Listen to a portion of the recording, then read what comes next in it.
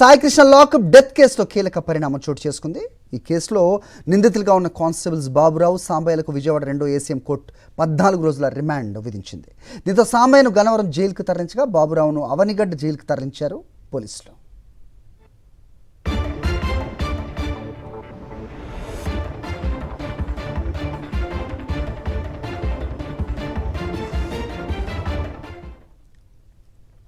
Saikrishna case విచారణలో భాగంగా constable Baburao, సాంబయ్యలను న్యాయస్థానం ఎదుట హాజరుపరిచిన పోలీసులు కేసుకు సంబంధించిన వివరాలను కోర్టు దృష్టికి తీసుకెళ్లారు. 2 వర్గాల వాదనలు విన్న అనంతరం న్యాయస్థానం ఇద్దరు నిందితులకు 14 రోజుల రిమాండ్ విధిస్తూ ఆదేశాలు జారీ చేసింది.